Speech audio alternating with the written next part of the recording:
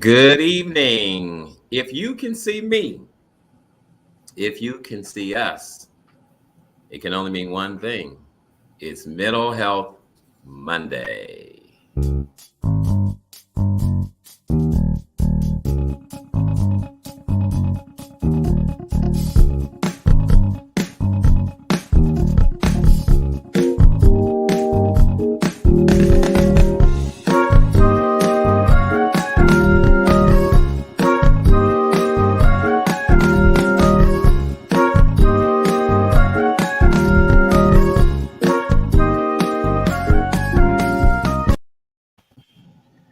Good evening. Once again, happy Monday to you, and welcome to another edition of Mental Health Monday. I'm Pastor Trevor Phillips, along with my cohort and colleague and brother in Christ, Dr. Quentin Moss, founder and CEO and Chief Medical Officer of Modern Psychiatry. How are you doing today, my friend?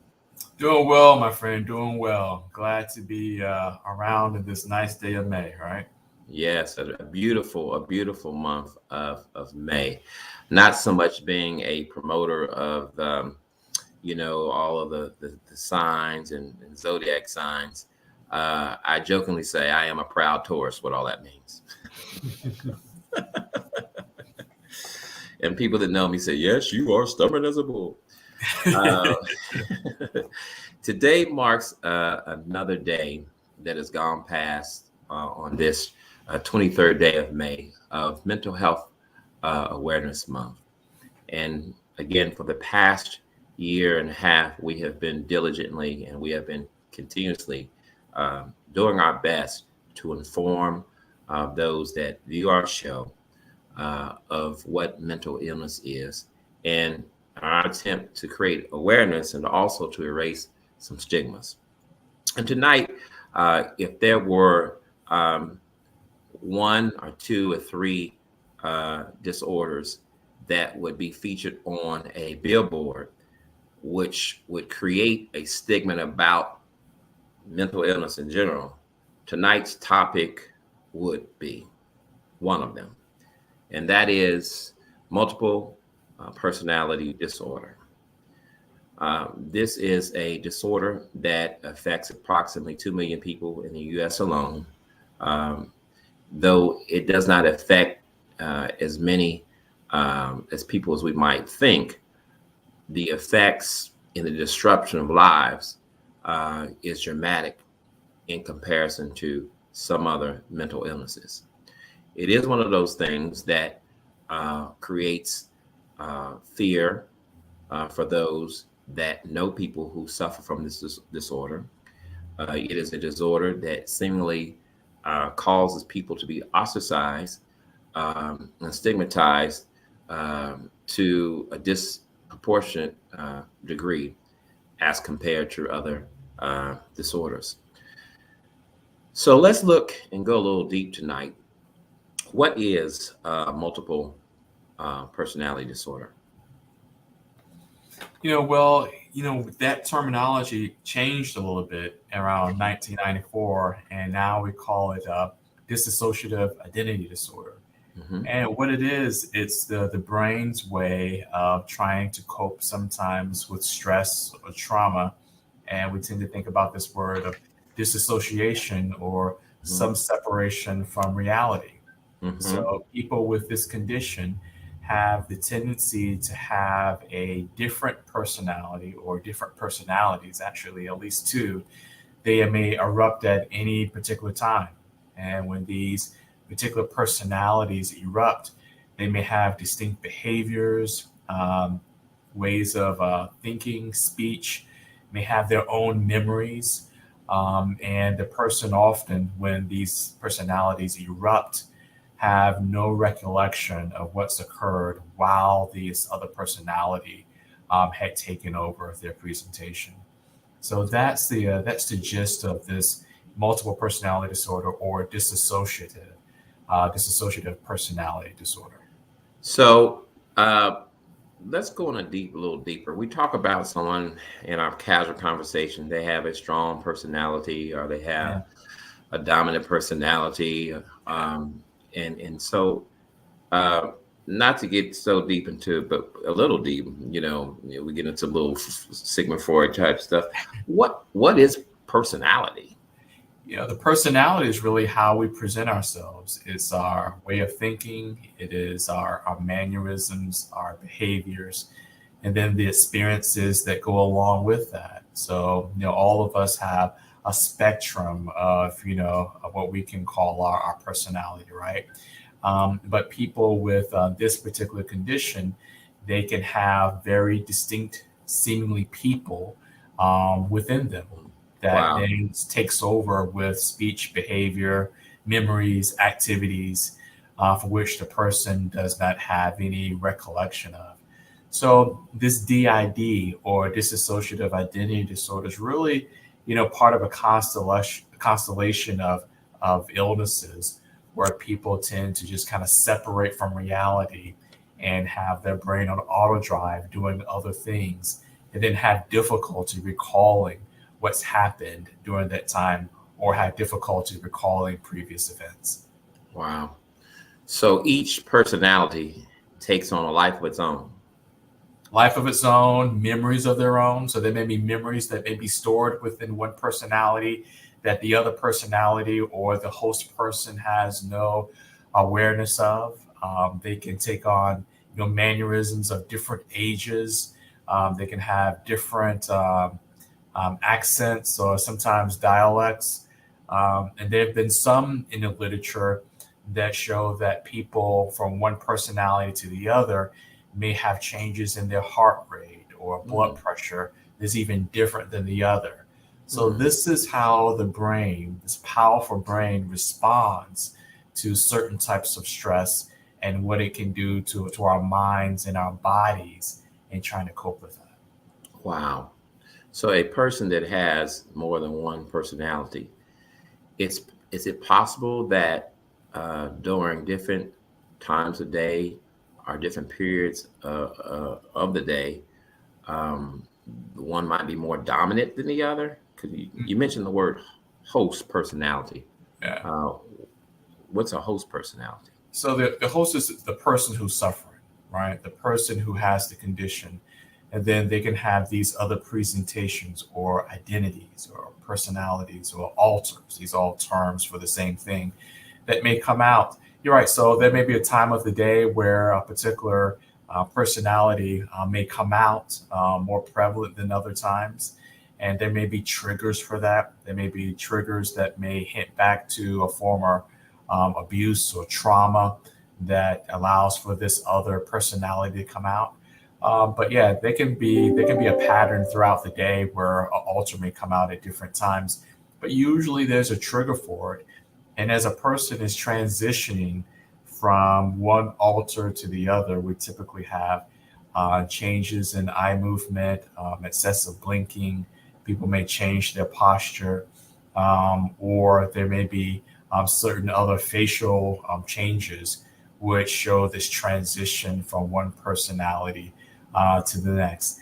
Now, this is not, this entity where someone says, "Oh, you got a split personality. 1 minute you're mad, and 1 minute you're happy." It's not that at all. It's not when people have significant changes with their mood or significant changes in how they may make a decision. This is really a whole different persona with way of speaking, mannerisms, memories that are very different from the person who's suffering. You mentioned the whole thing about trauma. So I would assume that trauma has a lot to do with those persons developing this condition. And so There is. the question is, at what point in life would one begin exhibiting and developing these personalities? Mhm. And what would be the reason for doing so? So these personalities can present themselves in childhood or in late life. There is no rhyme or reason as to when they may actually present. So people can have these symptoms since childhood, and no one's really had an understanding of why the behavior may change so abruptly until they get in to seek treatment. And then we Mm. see that this person has suffered from, this medical condition. So no, it doesn't have to happen, in middle of life or in our 20s or 30s. I mean, this could be someone in their 60s or it could be someone who's 6 or 7 years old. Wow. Well, I think the challenge is in terms of understanding those persons with this disorder, that it wasn't something they were born with, but was something that their environment brought to the forefront.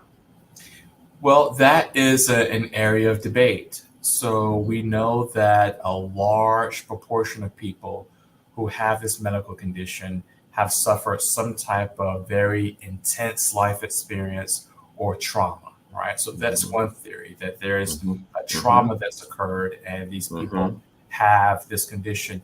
But then there's another theory that there may be people who may be more at risk to the power of suggestion. So they're able to absorb things and behaviors and stimuli and incorporate those things very easily. And we also believe that these people may also have neuroanatomy that's a little bit different than other people. So certain parts of the brain appear to be a little bit larger, certain regions, and certain regions of the brain appear to be a little bit smaller, right? Which may create a predisposition or risk for this happening. I think that most of the field believes that it's a combination. It's people who have trauma who also have this neuroanatomy or brain circuitry, which places them at risk, and hence we have this condition. And you really never know until you have, unfortunately, you experience some type of trauma that you have a different type of wiring in your brain. It's just like some people who may not have high blood pressure or other pre-existing conditions that may set them up for having a heart attack or stroke, have a stressful event or a period, and then you hear about them having a heart attack. Yeah, I think that this is a condition that surely exhibits itself more when there's a great deal of stress or triggers things that may remind them of a previous trauma. It's always good when we have these discussions. It's a blessing when we have persons that are live to share and give their insight about living with this disorder. But it's just, I believe it's effective and informative as we share documentaries or interviews with people that are living with this particular disorder. And so tonight we have one that we like to share. Breakfast time is a busy time at the Patillo home. The only place busier than the kitchen is Christine Patillo's mind. I'm just extra special. Tristan, you are extra special. I love you. I love you. But I love me. What do we have going? Cindy was just out. Christine has 6 other personalities called alters Am I Aunt Annie? living inside her head. You don't like blueberries in your pancakes either, do you? I don't actually mind them. She despises fruit. All distinct and different, all with their own voice. I can hear them if I'm paying attention. They can look out through my eyes and they can see what's ever in my peripheral. Dada, one more. Sure. Try out. That is 2-year-old Cindy. The rest of the gang, as they're called, will introduce themselves. I'm Christine. I'm Chrissy. I'm Tristan, the lone male. I'm she. I am Q. I do all the beads. I'm Rim. Christine has dissociative identity disorder, formerly known as multiple personality disorder. It's recognized by the American Psychiatric Association and affects just a fraction of 1% of the population. I, of course, always get to play. Who's my wife gonna partner up with? I'll be the shuffler.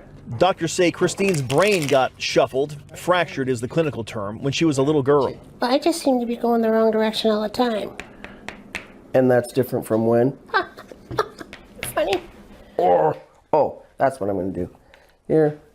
Here, shebang. That didn't work out well for me at all. Christine suffered physical and emotional abuse from her father throughout her childhood and what can be politely described as torturous sexual abuse at the hands of a neighbor from the ages of 7 to 9. Her childhood, a cruel game of survival. That was complete being imprisoned in my mind. Drawings Christine did in therapy show the violent battles inside her head.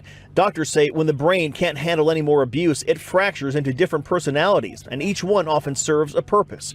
Instead of Christine suffering the sexual abuse, Rim, a tough tomboy, would appear and absorb the shame. The alter She, a gruff 30-year-old lesbian, would come out and take on the abuse from Christine's father. But as Christine got older, the personalities that once protected her turned. There's a little bit of a triangle scar from a tip of an iron. Rim led Christine to the dangerous world of drugs and promiscuity, Christine waking in places with people she didn't remember. Alter She was the worst abuser. And we have a scar on in our hairline from when she smashed a picture frame. She used to smash pots and pans on us, and we'd have really big gnarly bruises and burns. Burning was a big thing. It went on for years. It's so frightening to feel like you don't have access to your mind or can keep control, or that people think that you're a freak or that something's going on. It's been a trying 26 years of marriage, to say the least, for Christopher. The couple never had children because between Christopher, Christine, and her 6 other personalities, 8 was enough. He's been husband, father, friend, and enemy, often all within the same 60-second span. The diagnosis 10 years ago answered a lot of questions for him. One question, however, never needed answering. Why did you stay? This is my life, and this is my wife, and it's a beautiful thing, and I love being on the journey with her. Whoop, whoop, whoop, whoop. Come on, Dixie girl. Let's go for a walk, Dixie. Come on. After 2 decades of therapy, Christine has come to control the people living in her head. But all is well. It is. The abuse from her other personalities has stopped, and Christine lives a relatively routine life. In fact, the alters are actually helping her to better integrate into society. These are my bead people. Everything I make is one of a kind. This is Q, who has started her own small business selling beaded jewelry. Christine watches Q do this from inside her own head and feels inspired to do more in public herself. For Q, it's more about changing others, not the 6 alters. Different is uncomfortable for a lot of people, and we're just trying to make our different not be so spooky or so confusing to people. One major step in that direction, the book Christine has written about her experience. One face with 7 voices, hoping to bring understanding and acceptance to a disorder so hard to comprehend. We're at a Just a glimpse into the world of someone who has to deal with this very complex disorder. One of the things that really strikes me about this disorder, and we alluded to it earlier in our conversation, is how one personality can have their distinct attributes about that personality. The fact that as they were cooking breakfast, to say that one personality preferred blueberries and to suggest that one didn't. That's deep to me, Dr. Moss. It is deep, but it shows the power of what the brain can do. Mm-hmm. I mean, the brain, as I mentioned, can become fractured, but if you had to think about the processing speed that has to take place to switch from one personality to the next over the course of 60 seconds, and even what we saw there, and being able to then formulate all the likes, dislikes, volume of voice, tone of voice, mannerism as male or female, and all of that to be created in less than a split of a second. It shows you that our brains are powerful, and it's unfortunate that it's showing its power in the midst of someone who's quite ill. But this is just a fraction of what our brains are capable of doing. So when we talk about host personalities and we talk about alter personalities, do the alter personalities ever try to get rid of the host personality? Well, the alters can try to torture the host person, the person who's suffering. You know, they could take on the role of the person who abused them. You know, sometimes they call that the persecutor, the person who taunts and commands maybe self-harm. And in this piece, they talked about the personality that was, actually self-harming the person. Yeah, so they can be quite torturous, but without the actual person, then nobody exists. But they can torture the person who's suffering from the illness. Yeah, and put them in danger because, as she shared, she was waking up, in places, being promiscuous with people she didn't know, putting herself at risk. Mm-hmm. About 70% of the people who suffer from this condition, attempt suicide. Mm-hmm. So when we think about, what do we need to have as a high priority? What is the first thing that we need to do in helping people who come to care? It is, how can we create an environment of safety? How can we start helping people to cope? How to recognize when they're starting to lead down a path of self-interest behavior, or when they may have periods where they may become aggressive with other people, in response to their previous trauma. So safety is number one. And then trying to find ways to help the person to process the trauma, if it indeed is there, help them to process that is number two. And there are some therapies that can help people do that. And then thirdly, we try to help people to treat the accompanying disorders. So people often have a great deal of depression. For sure, a lot of people have post-traumatic stress disorder. So finding the medications that can appropriately treat those conditions, and hoping that we can help them to have less symptomatic of their DID. Well, the interesting thing is that, for me, as watching that clip, is that not only did she take on and have alters, but they weren't always gender specific. Mm-hmm. Yes.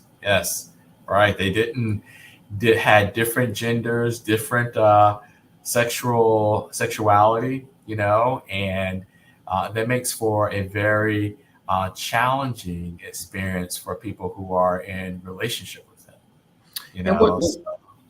And what we know about people that have been abused, particularly sexually, is that many, not all, may bear it out by being promiscuous. And it was really interesting to me that the promiscuity really came in the form of same-sex attraction. Well, I don't know that we can say a whole lot about, gender attraction and sexuality out of trauma, right? So I'm not sure we can say a whole lot about that.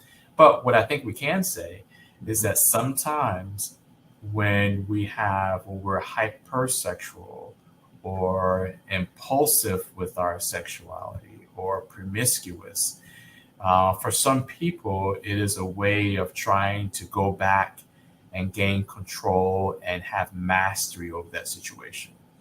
Typically, when we have people who have been abused, they're in a powerless situation. The leverage is against them. So for some people, unconsciously, promiscuity may be a way of them trying to figure out a way to do this in such a way that they can have the power, they can have the mastery and the control in a situation of trauma where they did not. So that's just one element that comes out of sexual trauma, and perhaps some people who may have difficulties with promiscuity. Yeah, and it's really, really hard to tell. It's a case-by-case basis. But I find it very challenging. I would think it would be for persons to have a relationship, but she's been married for 26 years. How would you characterize, just in that short clip, the demeanor and what's needed to give care and support for someone who has that many personalities? Well, of course, long suffering and patience. That's big. Mm-hmm. And, being able to communicate with number two. And then, three, having to set, boundaries on behaviors. Mm-hmm. When one of the other personalities starts to do things that are unhealthy or unsafe, being able to step in and try as best we can to redirect that person with those behaviors. So hats off to that gentleman for being able to have the patience and the love, clearly unconditional love, in being able to kind of manage and withstand the challenges that she has with her illness. And for him to fall in the role to what's needed for that time, Yeah. After you saw the 2-year-old, the 2-year personality sucking on her thumb, he came like a loving father, kissing the forehead, which says a lot about his ability to adapt and to change. Yeah. Again, it's just such a more pronounced mental illness. And I think that some people may even have this DID and not even know it. Yeah, I think it's quite possible that people do. It's not all the time that people can have recollection of what's occurred, when other personalities are at the forefront. A lot of people may not have any recollection of what's occurred, or may not have even realized that they exhibited another personality. So you can imagine all of the health, social, and legal fallout of having other personalities, which may have behaviors that you may not be aware of, as we disassociate, as we separate from reality. So it's, again, a very challenging illness. Now, that being said, we have people who can be very high functioning and being able to manage a family and be able to work with this condition. But we also have people who are quite impaired, who are not able to maintain employment, who struggle with maintaining relationships because of some of the outcomes from this illness. Yeah, I think that, like any other illness, there are some similarities of this illness that, resemble other mental illnesses. And so can this be one of those disorders that's often misdiagnosed? So what we probably have is, where we may find a misdiagnosis, if someone who's not really paying careful attention, they may diagnose them with a psychotic disorder, where the patient's not psychotic, the patient's just struggling with disassociation. Another condition which resembles this a great deal, oftentimes could be borderline personality disorder, where people may have behaviors that may be quite impulsive, significant mood swings or mood lability associated with that. So that is one that will probably look a lot like, people who have DID. And then people may misdiagnose them with having bipolar disorder because, again, impulsive behaviors and mood swings. But of course, that's not it either. So it takes a careful eye. And typically, this is a diagnosis that will be made over time. So it's not, it's often not the case. I'm going to sit down with someone and within, 5-10 minutes or even 50 minutes, be able to make this diagnosis accurately. This is something in which you're getting to know the patient and you're noticing these mannerisms and changes. Her changes were quite distinct, right? Quite distinct. You knew clearly as a person as she was shifting from personality to personality. Other people with their changes may not be as distinct, right? You notice that things became odd for 15 or 20 minutes, or the behavior seemed to change subtly for 15 to 20 minutes. So it may not be as obvious as that. So again, this is one of those things that you want to make sure that you're with a mental health provider who can watch you over time and make the accurate diagnosis. So even with these disorders, this disorder, can the other alters suffer from mental illness themselves? Typically they can have, again, their behavior patterns, which will be sometimes different than the person who's the host or the person who's suffering, but not necessarily suffer from their own illnesses, though they may have their own memories, right? So memories can be siloed or compartmentalized between the alters. So one alter A may have very different memories of what has occurred than alter B. Yeah, because one of her alters, was susceptible to drug abuse, Mhm. and though it affected, explain a little bit about what was mentioned in that piece,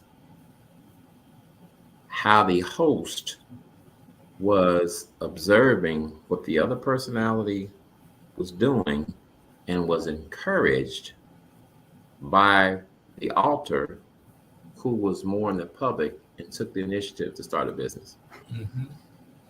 So people can visualize, this entity, and it's almost as if they can see the switch occurring before that. It's almost like the change of a cards of a Rolodex. Some people can Mhm. visualize that, and however, some people cannot Mhm. and do not recall that this change took place unless they find themselves in a very different circumstance that they remember before the switch occurred. Then they know that one of the alters must have, had strength to come forward and to kind of take over their behavior. Wow. Wow. Well, this has been extremely fascinating today. I might ask one other question in terms of, does this disorder affect um, more males and females? Are varies with different, or some people in different racial groups and ethnic groups Mhm. more susceptible and prone to develop this disorder?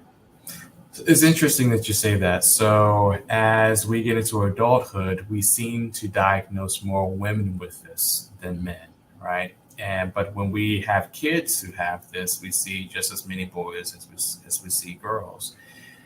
But there are a lot of things that in our human experience and how we express illness are cultural. So the way that someone may express DID in America may be very different than someone who expresses DID in Thailand. Wow. Sometimes people look at this disassociation as a demon possession, and that's the way that they describe it. Or they may look at it as they're having their body taken over by something much greater or out of this world, and that's the way that they describe it. And we probably have it such that within certain communities and cultures, even within our country, that DID may be expressed differently. Mm. Remember that what we are exhibiting as far as what these personalities are to some degree videotapes of what this person has seen in life, right? So Mm. at some point they saw someone who acted like a tomboy and had these behaviors, right? So and then the subconscious is able to kind of play that back as a personality alter. So a lot of what we experience with illness has the influence of the culture in which we live. Very, very, very fascinating. Because I would think that even in this region where we practice voodoo and some regions where we practice witchcraft, that may display and one may develop a personality that is directly impacted by that culture. And it Yeah. just, go ahead. Mhm. Now, I was just saying, yeah, I think that nothing's off the table in regards to Mhm. what we're exposed to and Mhm. how we can incorporate that into the personalities that we exhibit. Well, it really speaks to what you say a lot and what you said today, especially how complex and how powerful our brain is. Mhm. And when we have these conversations and these various disorders, each time we have them, I'm yet fascinated, even when preparing for the show and then actually engaging in conversation, just how complex the brain is. Treatment options range from medications and is in therapy, I presume. Yeah, so if we were to think about, what has the greatest impact, Hmm. therapy for sure. Cognitive behavioral therapy, dialectical behavioral therapy are particularly when we think about CBT. That's has help with managing trauma related stress. Those therapies are very effective in helping people to be able to treat this condition. You know, we in the past have leaned a lot more on psychodynamic therapy to be able to help with that. The medications we prescribe are effective as we try to treat those other conditions which might be associated with this. As I mentioned, treating depression and post-traumatic stress disorder or other anxiety disorders.